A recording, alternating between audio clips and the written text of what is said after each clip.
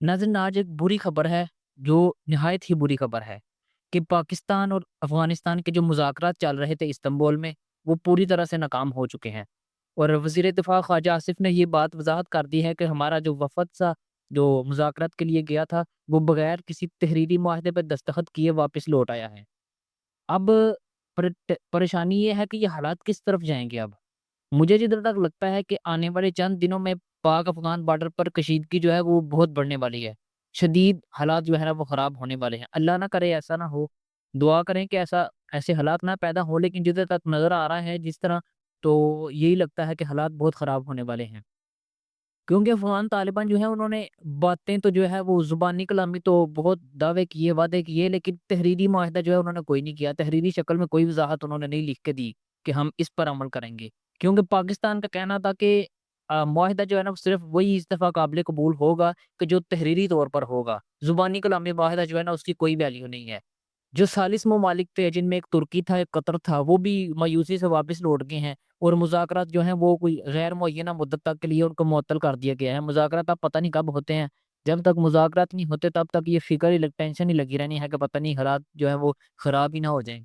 लेकिन अब अगर इस दफ़ा अफ़गानिस्तान की तरफ से कोई हमला हुआ पाकिस्तान की सरज़मीन पर, तो इस दफ़ा जो जवाब होगा पाकिस्तान का, वो बहुत सख्त किस्म का होगा, जो शायद वो खुद को सँभाल ना पाएँ जवाब मिलने के बाद। लेकिन मेरी टेंशन फिर वही है जो मैंने आपको पिछली वीडियो में भी बताया था कि दोनों जो हैं वो मुस्लिम ममालिक हैं। अफ़गानिस्तान भी मुस्लिम ममालिक है, पाकिस्तान भी मुस्लिम मुल्क है। तो क्या वजह है कि ये दोनों मुस्लिम ममालिक जो हैं, ये दोनों आपस में ही झगड़ रहे हैं? हालाँकि होना तो ऐसे चाहिए कि ये दोनों मिल के किसी और के साथ झगड़ लें, अगर झगड़ना भी है तो। लेकिन नहीं, ये दोनों आपस में ही झगड़ रहे हैं। दुःख होता है इस चीज़ को देख के कि जब दोनों तरफ से मुसलमान शहीद होते हैं, दोनों तरफ से मुसलमान मरते हैं। अब हम उनको मरा हुआ कहें, खुद को शहीद कहें, और वो हमें मरा हुआ कहें, खुद को शहीद कहें, इस बातों की समझ नहीं आती। ये तो वही बात होगी कि आप वसल्लम ने फरमाया कि क़यामत का नज़दीक ऐसा वक़्त होगा कि ना मारने वाले को पता होगा कि वो क्यों मार रहा है, और ना मरने वाले को पता होगा कि वो क्यों मार रहा है। तो वही बात है कि अब ना मारने वाले को पता है, ना मरने वाले को पता है कि क्या हो रहा है। तो इसलिए बेहतर यही है कि मुज़ाकरात किए जाएँ और अमन के साथ रहा जाए। तालिबान से यही गुज़ारिश है कि आपके लिए हम लोगों ने दुआएँ की, आपको हमने जब रशिया आया था आपके अंदर मारने, तो हमने आपको सपोर्ट किया, हमने इतनी मदद की आपकी, तो आप बदले में हमें ही मारने लग गए हैं। तो आपको चाहिए कि कुछ ख़्याल करें और हमारे साथ हाथ मिलाकर चलें, बजाए इसके कि आप इंडिया के पास जाएँ, उनसे हाथ मिलाएँ, उनसे मशवरे करें।